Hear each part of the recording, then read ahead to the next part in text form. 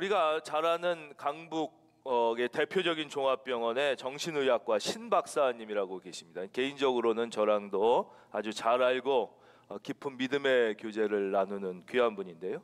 이분이 조금 이제 지금부터 조금 지나간 얘기인데, 아주 지금처럼 상황이 아주 우리나라에 안 좋을 때 새벽 5시에 이제 병원에 출근하시려고 오랜만에 택시를 잡아 타셨답니다. 그 이유는 진료 전에 마감해야 되는 원고가 있어서 전날 당직을 하고 잠을 잘 못 잤지만 어쩔 수 없이 이제 새벽 출근을 하시게 된 거예요.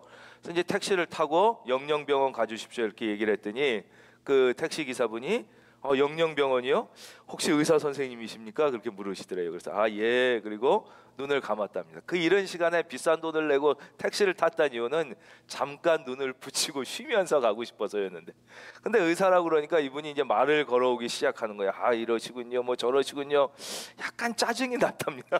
근데 계속 이분이 말을 걸으시면서 나는 너무 행복하다고, 의사 선생님도 얼마나 힘들고 다 직장인들 힘든데 나는 이 택시 운전을 하니까 잘릴 일도 없고 정년도 없고 내 마음껏 일할 수 있어서 너무 행복하고 좋다고 막 그런 말씀을 하시더라는 거예요.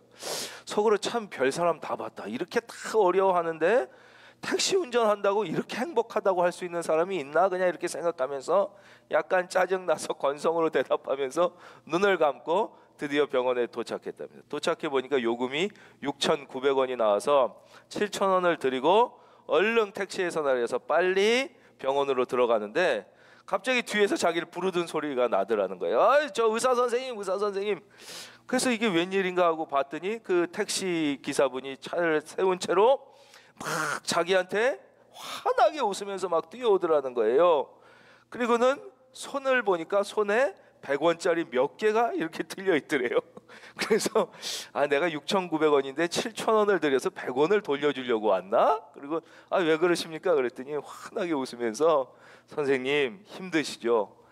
얼굴을 보니까 너무 힘들어 보이셔서 이 아침에 자판기 커피라도 한잔 하시고 좀 기운 내서 시작하시려고 제가 동전 몇 개 갖고 왔습니다. 그러면서 그 동전을 손에 탁 주워주더라. 그때 자기가 망치로 머리를 딱 맞은 것 같은 충격을 지금도 잊지 못한다고 고백합니다. 이분이 진짜 훌륭한 정신과 의사고, 내가 정신과 의사로 어떻게 하면 행복하게, 어떻게 하면 보람있게, 어떻게 하면 잘 사는지를 수없이 강의하고 가르치고 진료실에서 사람들을 만나고 이야기했지만 실제 내가 아니라 이분이 진짜 행복하게 사는 분이고, 다른 분을 배려하고 다른 사람의 정신을 치유해주는 진짜 이분이야말로 훌륭한 정신과 의사가 아닌가라는 생각을 했다는 간증을 하고 있습니다. 사랑하는 성도님, 여러분의 마음에서부터 여유와 행복과 기쁨이 충만한 하나님의 자녀다운 2021년이 되시기를 예수님의 이름으로 축원드립니다. 오늘 본문 말씀을 다시 읽어봐 드릴까요? 19절, 너희를 위하여 보물을 땅에 쌓아두지 말라. 거기는 좀과 동덕이 해하며 도둑이 구멍을 뚫고 도둑질을 하느니라. 오직 너희를 위하여 보물을 하늘에 쌓아두라. 이게 오늘 우리에게 주신 본문 말씀이에요. 기독교인들의 의식을 이제 이렇게 연구 조사하는 보고서에 따르면 현대 성도님들이 우리 목사님이 설교에서 제발 좀 언급하지 않았으면 하는 최고의 주제가 뭐냐? 그러니까 설교 시간에 이거 듣고 싶지 않다 이런 거죠. 그게 1위가 돈에 대한 설교라고 그래요. 돈, 헌금에 대한 설교 목사님이 좀 안 하셨으면 좋겠다. 이게 1위였어요. 2위가 정치. 목사님이 설교 시간에 정치에 대한 얘기는 좀 안 하셨으면 좋겠다. 이게 2등이었어요. 그런데 안타깝게도 오늘 예수님은 우리에게 돈에 대한 이야기를 하십니다. 오늘 본문은 돈에 대한 이야기입니다. 너희를 위하여 보물을 땅에 쌓아두지 말라. 오직 너희를 위하여 보물을 하늘에 쌓아두라. 돈과 물질에 대한 이야기입니다. 놀랍게도 복음서에는 예수님의 많은 비유가 있어요. 한 38개가 넘는 비유가 있는데 그 중에서 무려 16번 이상이 돈에 대한 비유입니다. 달란트 비유, 데나리온 비유, 청지기 비유, 늦게 온 그 품꾼 돈 주는 비유, 부자 비유, 과수원 지기 비유, 다 물질 돈과 관련된 이야기가 이렇게 많습니다. 신약 성경에는 평균 19절에 한 번씩 물질에 대한 이야기가 나옵니다. 복음서 마태, 마가, 누가, 요한 이 4복음서에만 무려 288구절이 물질에 대한 구절입니다. 그러니까 뭐 신구약 전체를 보면 어마어마하게 많겠죠. 신구약 성경 전체를 보면 무려 2300구절 이상이 돈과 재정에 관한 구절입니다. 예, 저를 봐주십시오. 성경은 돈을 피해가지 않습니다. 성경은 돈에 대한 관심을 회피하지 않습니다. 왜냐하면 돈은 삶의 구체적이고 실제적인 문제이기 때문입니다. 돈을 떠나서 인생을 살 수 있는 사람은 아무도 없기 때문입니다. 심지어 그래서 인류 역사의 가장 고상한 메시지, 그럼 뭐가 생각나세요? 인류 역사의 가장 수준 높고 고매한 메시지라고 예수를 믿지 않는 사람들도 평가하는 산상수훈에조차도 예수님은 물질에 대한 이야기를 하고 계십니다. 우리가 가장 생명처럼 여기는 기도의 모본인 주기도문에조차 우리에게 일용할 양식을, 물질과 양식에 대한 이야기를 하고 계십니다. 그래서 이미 오래전 종교개혁자 칼빈은 뭐라고 얘기했느냐? 오늘날 교회의 문제는 돈에 대하여 많은 이야기를 하는 데 있는 것이 아니라 교회가 돈에 대하여 올바르게 말하고 있지 않은 데 있다 그랬습니다. 그러니까 우리가 사실 뭐 돈에 대하여, 참 돈을 싫어하는 사람은 아무도 없음에도 불구하고 우리가 크리스찬 교회 안에 들어와 있다, 신앙생활 한다 그러면 뭔가 돈이라는 단어를 입에 올리는 것조차 조금 불경스럽게 생각하고, 이 물질을 이게 꼭 필요한데도 괜히 물질을 초연한 듯 사는 것처럼 이렇게 해야지, 물질 얘기하면 이건 뭔가 영적이지 않은 게 아닌가, 뭔가 이건 믿음과는 관계없이 믿음에 반대되는 삶을 사는 게 아닌가 하는 걱정이 있는데, 오늘 성경은 그렇지 않다고 말씀하십니다. 그러면 오늘 첫째, 예수님께서 성경에서 이 물질에 대하여, 돈에 대하여 우리에게 금하지 아니하신 것, 즉 허락하신 것에 대하여 먼저 세 가지를 살펴보도록 하겠습니다. 첫째, 성경에서 예수님은 소유를 금하지 않으셨습니다. 한번 따라할까요? 소유를 금하지 않으셨다. 성경 어디에도 소유를 금한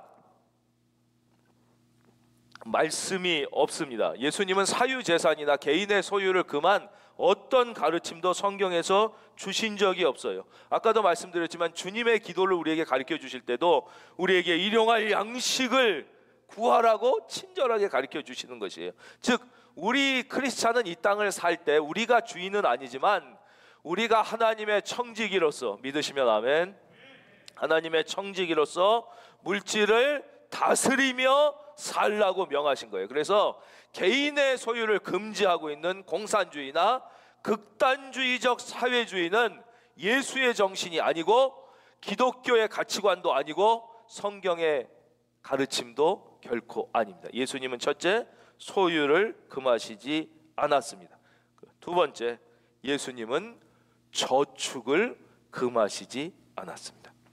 특별히 이 성경 중에서 이제 잠언에 보면 그 가르침이 많이 나오는데요. 잠언 6장 6절 한번 화면 보시겠습니다. 게으른 자여 개미에게 가서 그가 하는 것을 보고 지혜를 얻어. 개미처럼 열심히 일하라고 가르치면서 8절 보세요. 6장 8절. 먹을 것을 여름 동안에 예비하며 추수 때에 양식을 모으느니라. 일할 수 없는 겨울을 대비해서 우리는 뭐 노년이라고 얘기할 수도 있고 어떤 위기 상황을 얘기할 수도 있죠. 그때를 대비해서 열심히 일할 수 있을 때 일하고 저축하고 준비하는 것. 이것을 조금, 이거 위험하게 잘못 이해하시면 안 됩니다만 이것을 조금 더 확대하면 저축, 준비, 미래를 위한 투자를 금하시지 않았던 것이죠. 그래서 예수님은 그 오병이어의 기적을 베푸시잖아요. 그래서 막 물고기 2마리, 보리떡 5개로 5,000명을 넘게 확 먹이신 다음에 어떻게, 그러니까 예수님은 먹고 사는 문제에 대해서는 불가능이 없는 분이라는 걸 가르쳐 주셨어요. 너희들 걱정하지 말라 그랬지만 나머지 버려라 그러시지 않아요. 버리는 것이 없게, 그 오병이어 기적 베푸시고 남은 것을 버리는 것이 없게 다 모아라, 다 모아라 그래서 12강주리에 넘게 잘 모으시는 장면을 우리에게 보여주십니다. 예수님은 결코 미래를 위한 준비, 저축, 투자를 금하지 않으셨습니다. 마지막으로 예수님은 하나님이 주신 물질을 가지고 적절한 한계 안에서, 이게 중요해요. 적절한 한계 안에서, 적절한 한계 안에서 즐기는 것을 금하지 않으셨습니다. 그래서 예수님도 보면 막 세리들과 창기들과 막 아주 초라하게만 드셨던 게 아니에요. 어떨 때는 막 좀 넉넉하게도 막 즐겁게 드시고 좀 누리셨던 것 같아요, 세상 말로. 그러니까 막 비판하는 사람들이, 아니 무슨 예수님이 뭐 하나님의 말씀을 전한다는 사람이 저렇게 먹고 마시기를 즐기냐? 막 이러면서 막 비판하는 장면들이 나오잖아요. 그러니까 예수님이 아주 극단적으로 초라하게 드셨으면 그런 비판이 나올 수가 없죠. 때로는 뭐 이렇게 좀 넉넉하게 드시기도 하고 그 자리에 즐거워하시기도 하고 막 좋아하셨어요. 그래서 예수님은 적절한 한계 안에서예요. 막 그걸 넘어가면 안 되죠. 하지만 적절한 한계 안에서 하나님이 주신 물질과 음식을 즐기는 것을 결코 금하지 않으셨습니다. 디모데전서 6장 17절.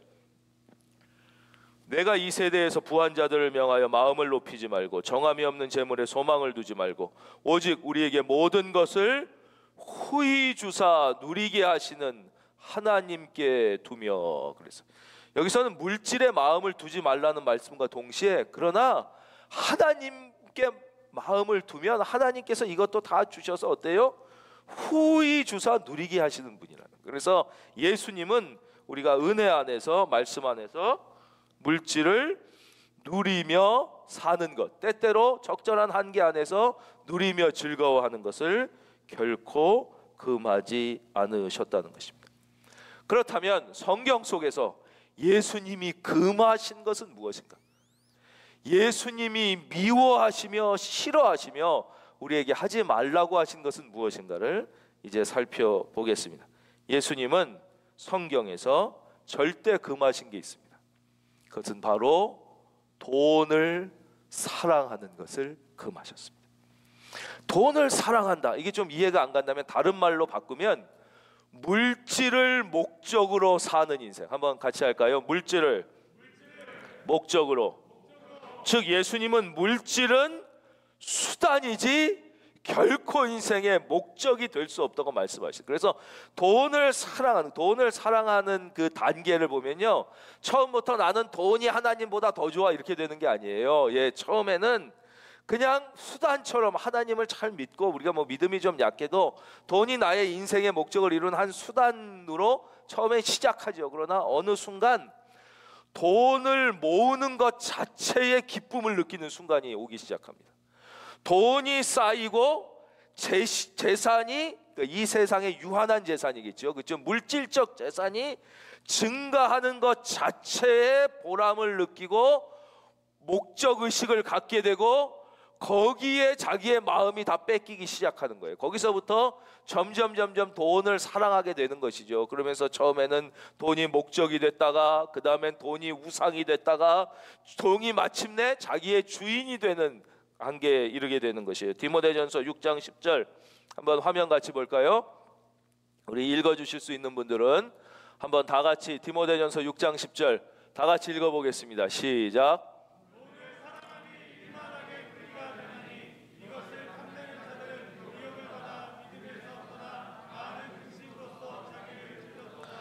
돈을 사랑함이 돈 자체를 죄악시하지는 않습니다.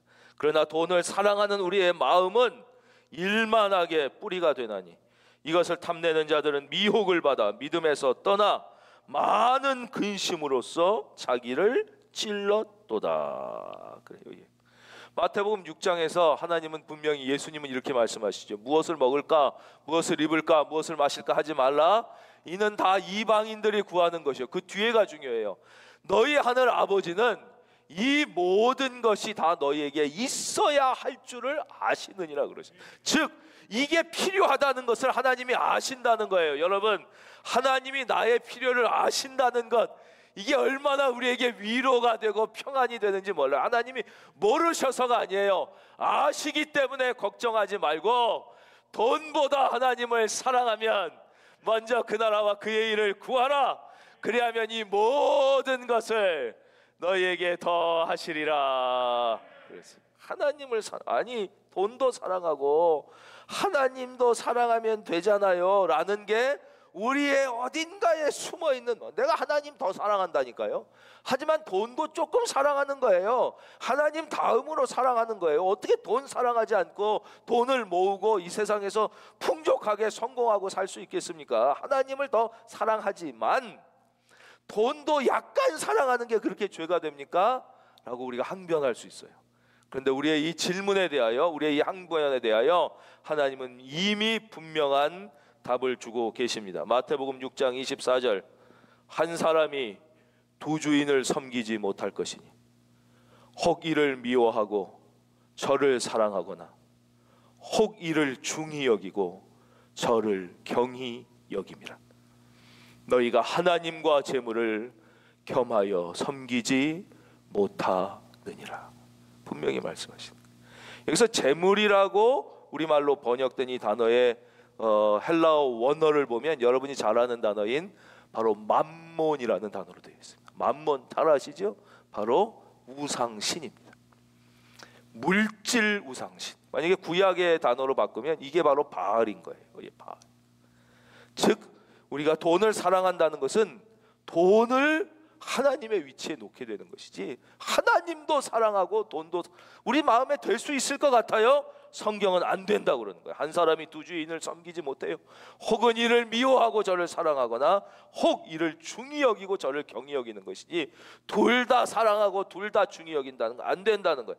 너희가 하나님과 재물, 하나님과 만몬, 우상, 돈을 우리가 사랑하게 된다는 것은 나도 모르는 사이에 돈이 우리의 우상이 되는 거예요. 처음엔 사랑인 줄 알았는데 나중엔 어떻게 돼요? 돈을 섬기는 인생을 사는 거예요. 여러분, 돈을 섬기는 인생 살지 말기를 바랍니다. 돈을 섬기다 보면 돈의 노예가 되고 돈의 종이 되는 거예요. 여러분, 돈의 노예가 되지 않기를 바랍니다. 하나님을 사랑하여 돈을 다스리며 살 수 있기를 주의 이름으로 축원합니다. 그러므로 우리가 첫째 경계해야 하는 것은 바로 돈을 사랑하는 마음을 경계해야 돼요. 이것이 바로 우상 숭배의 시작이기 때문입니다. 둘째, 예수님께서 성경에서 금하시는 것은 바로 돈에서 안전을 기대하는 것입니다. 뭐 다른 말로 바꾸면 물질에서 안전을. 그러니까 현대인들뿐만 아니라 옛날에도 왜 그렇게 우리가 악착같이 돈을 사랑하고 돈을 모으려고 그러고 막 요즘에 보면 난리잖아요. 막 뉴스마다 무슨 투자 뭐 어디는 돈이 얼마나 올랐다, 무슨 주식은 뭐 어떻게 됐다, 막 텔레비마다 막 유튜브 선생님들마다 뭐 9시 뉴스 8시 뉴스마다 막 왜 이렇게 사람이 돈에 열광하고 돈을 악착같이 모으려고 그러고 그런 것만 보면 얘 마음이 흔들리느냐. 그것은 바로 이 돈이 나의 안전과 나의 가족의 안전을 지켜줄 수 있을 것이라는 착각 때문에 그렇습니다. 거의 현대인들 대부분이 갖고 있는 착각이 무엇이냐? 돈이 나와 내 가족의 안전을 지켜주고 미래를 지켜줄 것이라는 착각. 이 사탄의 이 기가 막힌 이 묘수에 딱 걸려든 거예요. 예. 그 예수님이 아니라고 말씀하시는데 우리가 그 사탄의 교묘한 수단에 마음을 다 빼앗겨 버린 거죠. 성경에 보십시오. 바로 어리석은 부자, 돈이 그를 지켜주지 못한 너무나 유명한 얘기를 알고 있잖아요. 막 돈 모으고 사업하고 막 미래 계획하고 소위 요즘 말로 치면 막 비저널이에요. 막 아주 사업 아이템도 많이 알고 비전도 있고 막 창고도 짓고 사업 확장하고 막 자기의 미래가 되게 막 장밋빛 같을 거라고 했지만 하나님이 뭐라고? 이를 어리석은 놈아, 오늘 밤에 내가 네 영혼 데려가면 어떡하냐. 돈이 그 사람의 건강도 생명도 미래도 책임져 주지 못한다. 지금 뉴스에 보도되고 있는 오늘의 문제가 아니에요. 수많은 돈이 엄청나게 많은 가정의 자녀들의 일탈과 비극을 보십시오. 여러분, 전에도 말씀드렸지만 절대 무슨 창조주 밑에 건물주니 뭐 일하지 않고 뭐 거저 이렇게 뭐 돈이 일을 하게 돼서 노력하지 않고 그냥 뭐 그것도 일종의 노력이겠지만 뭐 돈이 막 이렇게 투자를 해서 뭐 몇 배가 올라오니, 여러분 그런 걸 부러워하지 마십시오. 젊어서 그렇게 된 대부분의 사람들은 90% 이상 정신적 문제가 생겨요. 막 허무해진다든가 우울증에 걸린다든가 정신이 요상해진다든가 마약에 빠진다든가 막 뭐 이상한 뭐 자동차 갖고 막 밤중에 막 하다가 막 사고나, 그러지 정신이 올바르고 건강하고 행복하게 사는 길이 거기에 없어요. 오직 하나님만이. 할렐루야. 예. 그 보십시오 주변. 그거 막 부러워하고 그런다는 것은 너무 우리가 그냥 봐도 알 수 있는 것을 사탄의 교묘한 유혹, 사탄이 소위 말하면 당구로 치면 쓰리 쿠션을 치는 거예요. 당구 칠 줄 아세요? 바로 공격하면은 딱 우리가 알아채니까 탁탁 저쪽 뒤로 돌려가지고 마치 아닌 것처럼 그렇게 하는 것이죠.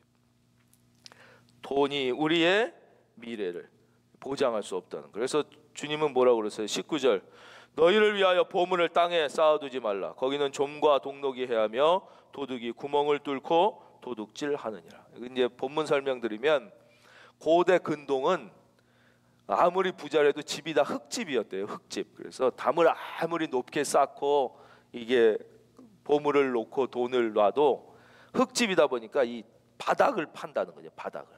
이 당이 다 흙이니까. 그래서 바닥을 파가지고 들어오면 도둑을 막을 길이 없었다는 거예요. 그래서 아무리 담을 높이 쌓아도 이 바닥을 파고 들어오는 도둑 때문에 어쩔 수 없다. 이 현대도 마찬가지입니다. 막 내가 뭐도 하고 뭐 이쪽으로도 하고 뭐 인간적으로 머리를 쓰고 뭐 다 해가지고 뭐 다양한 방법으로 뭐 나의 미래를 준비하고 돈을 쌓아놓는 것 같아도 하나님이 지켜주시지 않으면 얼마나 다양한 방법으로, 그렇죠? 예. 이게 우리나라 뭐 50년 전에 부자들 대기업 100대 기업 중에 지금 100대에 남아있는 기업이 손에 꼽는다는 거 아닙니까? 그 다 제일 머리 좋은 사람들이 그렇게 했어도 되지 않는 거예요. 뭐 불과 50년 전에 50대 기업 신문 보십시오. 50년 지난 지금 그 50대 기업 중에 들어있는 기업이 몇 개 안 되고요. 예.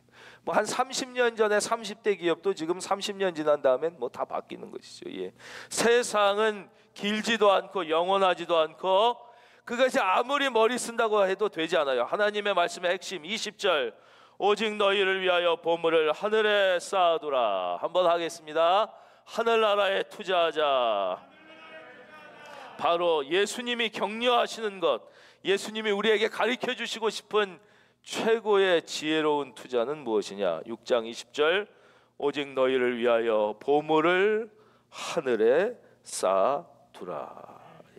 뭐 우리가 쓰는 말로 바꾸면 투자를 어디다 하냐, 저축을 어디다 하냐, 바로 천국의 영원한 하늘나라 은행에, 하늘나라 주식회사에, 하늘나라 부동산에 투자하라는 거예요. 할렐루야. 예. 이렇게 아멘도 잘해주시고 감사합니다. 세상의 주식과 부동산이 아니라 바로 베드로전서 1장 4절 화면 보겠습니다. 오늘은 말씀 자체가 능력이 있으니까 이 말씀을 읽을 때 이 말씀의 능력이 여러분의 영혼 골수에 박히기를 바라면서 1장 4절 함께 읽겠습니다. 시작.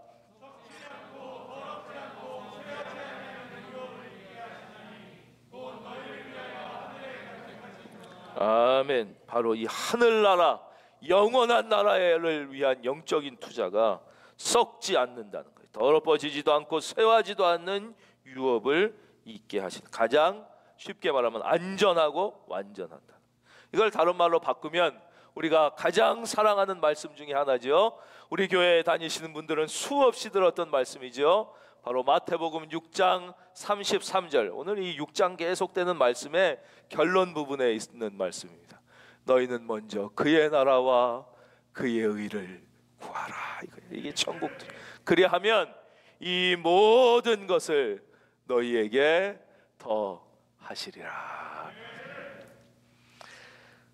하늘나라와 하나님 나라, 하나님의 의를 구한다는 것은 전에도 여러 번 말씀드렸지만 그냥 뭐 내가 생각하는 어떤 의, 내가 생각하는 어떤 나라가 아니죠. 이것은 분명하게 바로 하나님 나라의 확장, 즉 선교와 어렵고 약한 자들에 대한 예수 그리스도의 사랑의 손길, 구제를 의미하는 거예요. 너희는 먼저 하나님의 나라와 그 의를 구하라는 것은 바로 너의 삶을 선교와 구제를 위하여 드리라는 것이죠. 너의 시간과 너의 물질과 너의 삶과 너의 에너지와 재능을 하나님, 너희는 먼저 그의 나라와 그의 의, 즉 선교와 전도, 그리고 어렵고 약한 자들을 위하여 피는 구제의 손길입니다. 미국에서 작은 서점을 하다가 지금 우리가 경험하는 이런 위기와 같은 어려움을 때문에 파산하게 된 한 남자 이야기를 들려드리면서 오늘 말씀을 맺도록 하겠습니다. 이분은 미국에서 작은 서점을 하다가 그만 이 여러 가지 경제 위기가 겹치면서 파산을 하게 되고 그 당시 약 10만 불의 이제 빚을 안게 되었습니다. 이 사람은 빚을 안고 이제 사업이 망하게 되자 하나님 앞에 더 진지하게 비로소 기도를 시작합니다. 하나님 앞에 깊이 기도하다가 은혜를 체험한 그는 무엇보다도 과거 자기의 불성실한 하나님 앞의 물질 생활에 대해 회개를 하게 됩니다. 그리고 자기 집을 팔고 가게를 팔고 빚을 다 정리한 후 그는 하나님 앞에 진실한 11조 생활을 시작하게 됩니다. 친구와 주변 사람들이 야, 너 지금 이 마당에 이 상황에서 무슨 11조냐고 이야기하는 사람이 있었지만 그는 나는 무엇보다 하나님에 대한 나의 채무, 하나님에 대한 나의 빚부터 청산해야 한다는 깨달음을 하나님이 주셨다고 고백합니다. 그는 기도하면서 다시 재기를 준비하였고 한 3년 후부터 약품 연구를 하면서 자기의 원래의 전공을 찾은 거랍니다. 그리고는 약품 제조, 약품 판매를 하면서 새 인생을 살아가게 됩니다. 그러면서 그는 수입의 10배 1조를 하나님께, 그리고 10의 2조를, 마침내 그의 수입의 10의 3조를 드리기 시작하고 전 세계에 파송된 선교사들을 교회와 함께 지원하기 시작합니다. 그는 기도와 헌신을 통해 재기한 지 4년 만에 바로 세계적 제약 회사를 일으키게 되는데, 바로 이 회사가 우리도 잘 알고 있는 맨솔레담 아시죠? 이게 막 근육 아프고 그럴 때 바르는 바로 맨솔레담 회사의 시작이었습니다. 바로 알버트 알렉산더 하이드의 스토리입니다. 그는 노년에 10의 9조까지 하나님께 드리는 축복을 누리는 성도가 되었다고. 그래도 충분히 넉넉하니까 그렇게 되지 않았을까요? 예, 10의 9조까지 하나님께 드리는 축복을 누리게 되었다고 그의 책에서 고백하고 있습니다. 무디 바이블 스쿨의 초대 총장을 지낸 조지 스위팅 박사는 이렇게 말씀합니다. 우리가 죽을 때에 하나님께 듣게 될 아주 중요한 질문 가운데 하나는 내가 얼마나 벌었는가 하는 것이 아니라 내가 하나님의 나라와 의를 위하여 얼마나 드렸는가가 될 것이다. 한번 우리 스스로에게 물어보겠습니다. 과연 이 하늘나라, 영원한 나라를 위한 우리의 투자 성적은 어느 정도 되는지. 하늘나라 은행에, 하늘나라 주식에 과연 여러분의 몫은 어느 정도 있는지. 유한한 이 땅이 전부가 아님을 깨닫고 하나님의 은혜로 하나님의 자녀가 되어 구원받아 살아가는 사람을 우리는 성도라고 하고 하나님의 자녀라고 합니다. 하나님의 자녀된 자로서 진짜 더 지혜로운 축복받은 삶을 다시 힘차게 달려나갈 수 있기를, 그런 2021년이 될 수 있기를 예수님의 이름으로 축원드립니다.